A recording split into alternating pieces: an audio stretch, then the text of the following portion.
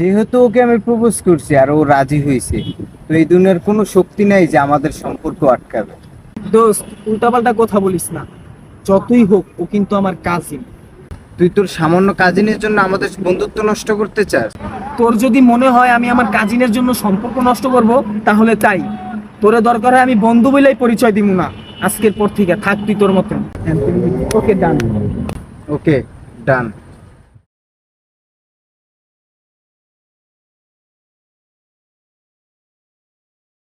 Yes দাদা,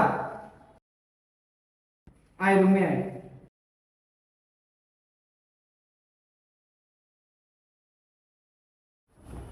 দোস্ত, সেই দিনের জন্য আমি সরি।